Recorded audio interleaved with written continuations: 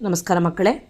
ಇವತ್ತಿನ ಪಾಠದಲ್ಲಿ ಶ ಮತ್ತು ಶ ಈ ಎರಡೂ ಅಕ್ಷರಗಳನ್ನು ಬರೆಯುವ ರೀತಿಯನ್ನು ಕಲಿತುಕೊಳ್ಳೋಣ.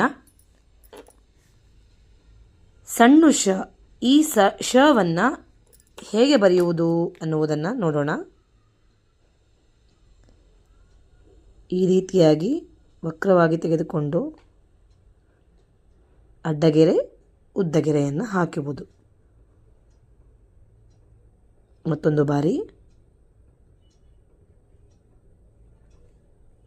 ಈ ರೀತಿಯಾಗಿ ಶವನ್ನು ಬರೆಯುವುದು. ಈ ಒಂದು ಅಕ್ಷರಕ್ಕೆ ಸಂಬಂಧಪಟ್ಟಂತೆ ಬರುವಂತಹ ಅಕ್ಷರಗಳು, ಪದಗಳು ಯಾವ್ಯಾವು ಅಂದರೆ ಶರ, ಶರ, ಶಂಖ, ಶಂಖ, ಶಾಲೆ, ಶಾಲೆ, ಶಕ, ಶಕ, ಶತಕ, ಶತಕ, ಶಯನ, ಶಯನ, ಶಪಥ, ಶಪಥ, ಶಿರ, ಶಿರ ಈ ಅಕ್ಷರಕ್ಕೆ ಸಂಬಂಧಿಸಿದಂತಹ ಪದಗಳು.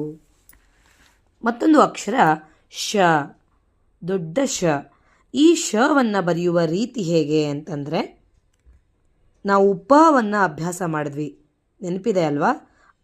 ಅದೇ ರೀತಿಯಾಗಿ ಈ ಅಕ್ಷರವನ್ನು ಕೂಡ ಬರೆದುಕೊಂಡು ಇಲ್ಲಿ ಮಧ್ಯದಲ್ಲಿ ಇಲ್ಲಿ ಒಂದು ಗೆರೆಯನ್ನು ಹಾಕುವಂತಹದ್ದು.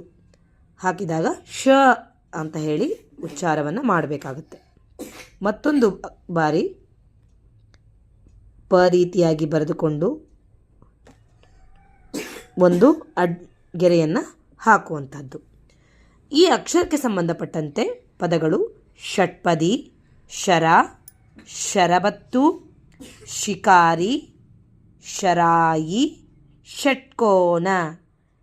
ಷಟ್ಪದಿ, ಶರ, ಶರಬತ್ತು, ಶಿಕಾರಿ, ಶರಾಯಿ, ಷಟ್ಕೋನ ಈ ರೀತಿಯ ಪದಗಳು ಬರುತ್ತೆ. ಧನ್ಯವಾದಗಳು ಮಕ್ಕಳೇ.